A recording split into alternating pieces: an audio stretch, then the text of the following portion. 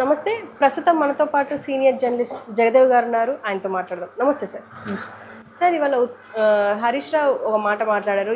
ఏంటంటే రాహుల్ గాంధీ మేనిఫెస్టో వేరు, రేవంత్ రెడ్డి మేనిఫెస్టో వేరు అని చెప్పేసి ఒక కామెంట్ చేశారు. ఎందుకంటే ఎమ్మెల్యేల గురించి ఈ ప్రస్తావన వచ్చింది. అయితే ఉత్తమ్ కుమార్ రెడ్డి ఆయన ఒక మాట అన్నారు. ఏంటంటే ఎమ్మెల్యేలు మా పార్టీలోకి చాలా మంది వస్తున్నారు, మేము ఆహ్వానిస్తున్నాం అనేసి అన్నారు. దానికి కౌంటర్గా ఈయన మాట్లాడారు. మీరేమంటారు దీని గురించి?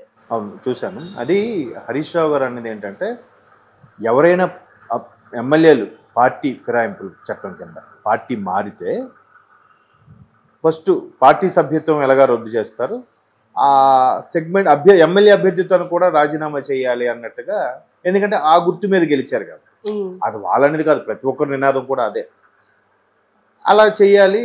బట్ వీళ్ళు మాత్రం అలా ఏం లేదు, అలాగా ఎమ్మెల్యే అభ్యర్థిత్వానికి రాజీనామా చేయకుండానే పార్టీలోకి వచ్చేస్తా ఉంటున్నారు. ఉత్తమ్ కుమార్ రెడ్డి గారు 25 మంది ఎమ్మెల్యే బీఆర్ఎస్ ఎమ్మెల్యేలు సిద్ధంగా ఉన్నారంటున్నారు. మరి రేవంత్ రెడ్డి గారు చెప్పింది ఫాలో అవరా వీళ్ళు? ఆయన మేనిఫెస్టో వేరు, ఈయన మేనిఫెస్టో అంటే ఆయన అధికారం అంత సుపీరియర్గా కాంగ్రెస్ పార్టీకి అన్అఫీషియల్ ప్రెసిడెంట్గా ఉన్నప్పటికీ ఆయన మాట లెక్క చేయరా అన్నట్టుగా ఈయన అభిప్రాయం. మరి ఇంతకుముందు బీఆర్ఎస్లో ఉన్న వాళ్ళందరూ ఎవరు? అలా అయితే మళ్ళీ ఇక్కడ పాయింట్ ఏంటంటే, ఎలక్షన్స్ ముందు పొలిటికల్ స్టంట్, పర్సనల్ మైలేజ్ కోసమే. మరి ఇంతకుముందు బీఆర్ఎస్లో ఉన్న వాళ్ళందరూ ఎవరు? బీఆర్ఎస్ అధ్యక్షులు కేసీఆర్ గారే టీడీపీ నుంచి వచ్చిన వ్యక్తి కదా, అవునా? తర్వాత రాజీనామా చేశారు, ఎంపీగా గెలిచారు, చాలా అవుతాయి. ఇప్పుడు వైఎస్ఆర్సీపీ ఇక్కడ కాంగ్రెస్ నుంచి వచ్చిన వ్యక్తిగా. కాంగ్రెస్ ఎవరు? ఒకప్పుడు రాజశేఖర రెడ్డి గారు, చంద్రబాబు నాయుడు గారు కూడా ఒకప్పుడు కాంగ్రెస్లో చేసి టీడీపీకి వచ్చి ఆయన కాంగ్రెస్లో ఉండిపోయాడు అనుకోండి. అలా వచ్చిన వాళ్ళే కదా. ఏ బెల్లం ఉన్న దగ్గర చేమలు చేరుతాయి, కామన్ అది. ఏ పార్టీ మనుగడ, ప్రభుత్వ మనుగడలో ఉంటే ఆ పార్టీలోకి వలసలు అనేది కామన్. మరి ఇంతకుముందు ఇదే బీఆర్ఎస్లోకి ఎర్రబెల్లి దయాకర్ గారు వీళ్ళందరూ రాలేదా? మరి వాళ్ళందరూ ఏం చేశారు? అప్పుడు మరి మీరు ఏం స్టేట్మెంట్ ఇచ్చారు? ఇప్పుడు ఏంటంటే వీళ్ళ నుంచి పోతున్నారు కాబట్టి, ఒక్కొక్కరుగా బీఆర్ఎస్ నుంచి కాంగ్రెస్లోకి వెళ్ళిపోతున్నారు కాబట్టి మరి ఏదో ఒకటి మాట్లాడాలి. స్టేట్మెంట్ వాళ్ళు మాట్లాడేది మళ్ళీ చూడండి, మీరు అబ్జర్వ్ చేస్తే కేవలం కేటీఆర్ గారు, హరీష్ రావు గారు మాత్రమే మాట్లాడుతున్నారు. కేసీఆర్ గారు మళ్ళీ వచ్చారు కానీ మాట్లాడుతున్నారు, ఒకరిద్దరు తప్ప. మిగతా ఎవరు ఎందుకు మాట్లాడట్లేదు? 39 మంది ఎమ్మెల్యేలు ఉన్నారుగా. అంటే ఒక్కొక్కరిగా వెళ్ళిపోయి ఇప్పుడు 35 మంది అనుకోండి, కొంతమంది అటువైపు వెళ్ళిపోవడానికి ఇప్పుడు దానం నాగేంద్ర లాంటి వాళ్ళు వెళ్ళిపోతున్నారు కాబట్టి. మరి మిగతా వాళ్ళు ఎందుకు మాట్లాడలే?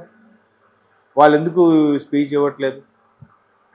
ఏ పార్టీ మనుగడలో ఉన్నప్పుడు, ఆ ప్రభుత్వం ఉన్నప్పుడు ఆ పార్టీలోకి వలసలు అనేవి కామన్గా జరుగుతుంది. ఎందుకంటే అరే మనకి ఎంత కష్టపడి గెలిచాము, అధికారం లేదు, ప్రభుత్వం మన వైపు లేదు, మనకేం పనులు అవుతాయా అవ్వవా, లేదా మనం సేఫ్ జోన్లో ఉన్నామా లేదా, ఎవరి అభద్రతా భావం వాళ్ళది. సో ఖచ్చితంగా గవర్నమెంట్ వైపే మొగ్గు చూపుతారు. ఫర్ ఎగ్జాంపుల్ కొత్తగా బీఆర్ఎస్ నుంచి గెలిచిన వాళ్ళు ఉన్నారు, ఆవిడ మొన్న చనిపోయారు పాపం,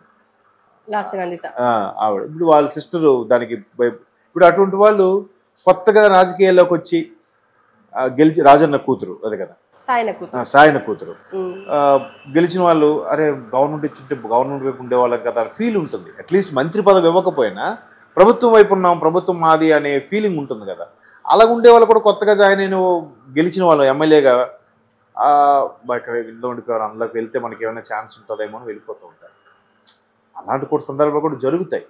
జరిగినప్పుడు ఏంటంటే, ఇప్పుడు పార్టీలోకి ఆహ్వానించినప్పుడు రాహుల్ గాంధీ గారు చెప్పకుండా ఆహ్వానించారుగా. ముఖ్యమంత్రి గారి సమక్షంలోనో, ముఖ్యమంత్రి ఆ పై క్యాడర్ లేదా పార్టీ వ్యవహారాల ఇన్ఛార్జ్తోనే కడ్డువ కప్పిస్తారు కదా. ఇప్పుడు నిన్న మొన్న కడియం శ్రీహరి గారి ఇంటికి వెళ్ళారు, తర్వాత వాళ్ళ అమ్మాయి ఇంటికి వెళ్ళారు, ఆవిడ వెళ్ళి ఆహ్వానిస్తున్నారు, రేపు మాప వెళ్ళిపోతారు. కేశవరావు గారు వెళ్ళిపోయారు. వీళ్ళందరూ ఎందుకు వెళ్ళిపోయారండి? అప్పుడు ఎందుకు ఈ స్టేట్మెంట్లు ఇవ్వలేదండి వీళ్ళు? సహజం, ఎటువైపు మొగ్గు చూపితే అటు వెళ్ళిపోవడమే ఉంటుంది. కాకపోతే రాహుల్ గాంధీ కూడా రాజకీయ నాయకుడే కదా. ఆయన ఏమన్నాడు? మరి ఆయన బీజేపీ నుంచో లేదంటే ఆమ్ ఆద్మీ పార్టీ నుంచి వస్తే తీసుకోడు, ఆయన సెంట్రల్లో తీసుకుంటాడు. మరి ఆయన డిక్లేర్ చేసిన మేనిఫెస్టో ఆయనకి వర్తించదా? వర్తిస్తుంది. రాజకీయం మేమన్నది మేము చెయ్యం, మేమన్నది మీకు చెప్తాం సూక్తులు, కానీ మేము పాటించాం. అదే రాజకీయం. ఇప్పుడు చెప్పేదే నేను, ఈ రాజకీయానికి ఒక నియమాలు కానీ నిబద్ధత కానీ ఏమీ ఉండదు. ఎవరు గేమ్ ఎలాగైనా ఆడొచ్చు, ఎవరు ఎలాగైనా మాట్లాడచ్చు, ఎవరికైనా సూక్తులు బోధించవచ్చు, ఎవరి మీద దుయ్యబట్టచ్చు.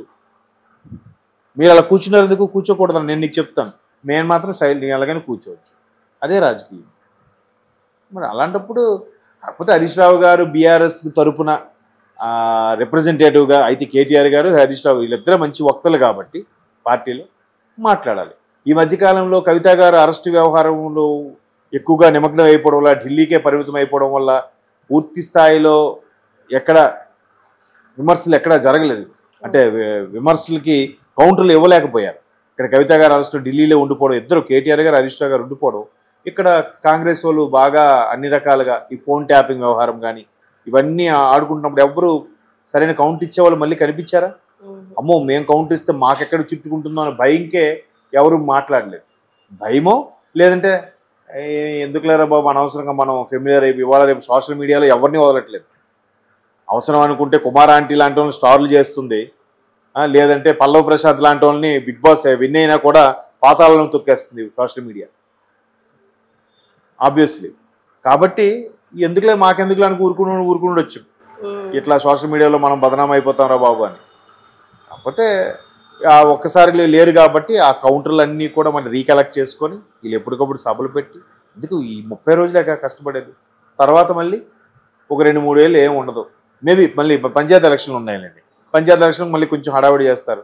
ఆ తర్వాత మళ్ళీ 2028 29 అక్కడ 28 ఇక్కడ 18 కదా, 18 అంటాను 23 కదా అయింది.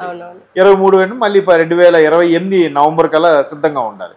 28 నవంబర్ అంటే 27 నుంచి మళ్ళీ స్టార్ట్ చేస్తారు. 27 ఎండింగ్ నుంచి 28 స్టార్టింగ్ నుంచి మళ్ళీ ఫైట్ చేస్తారు. లేకపోతే అలా ఏదో అవుతున్నాయి అవనీలే అన్నట్టుగా ఉండదు. ఎందుకంటే అధికారం ఉండదు, ఏం చేయాలంటే అవ్వదు కాబట్టి వీళ్ళు అలా తీసుకున్నారు. వీళ్ళు ఎవరికి మాట్లాడడానికి కరెక్ట్గా చెప్పాలంటే ఎవరికి ఎవరు అనొద్దు. చిన్నమ్మను తిట్టొద్దు, పెద్దమ్మను కొట్టొద్దు. వీళ్ళు మరి ఆహ్వానించి తీసుకున్న వాళ్ళేగా. లాస్ట్ వరకు ఎర్రబెల్లి దయాకర్ గారు ఉన్నారు. లాస్ట్ రేవంత్ రెడ్డి గారు కదా టీడీపీలో ఉంది. ఆ తర్వాత ఎర్రబెల్లి దయాకర్ గారు వెళ్ళిపోయాక ఇంక రేవంత్ రెడ్డి గారు ఒక్కరు అయిపోయారు. చూశారు ఇంక టీడీపీకి రాజీనామా చేశారు. టీడీపీ తెలంగాణలో భూస్థాపితం చేయాలని కొన్ని పార్టీలు కంకణం కట్టుకున్నాయి కాబట్టి భూస్థాపితం చేసేశారు కాబట్టి సరే ఇంకా ఆప్షన్ లేక కాంగ్రెస్లోకి వెళ్ళాడు ఆయన రేవంత్ రెడ్డి.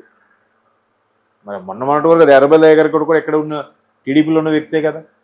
తెలంగాణ ఉద్యమం పీక్లో ఉన్నప్పుడు కూడా ఆయన చాలా ఎంతమంది ఎన్ని విమర్శలు చేసినా కూడా ఫైట్ చేశారు ఆయన.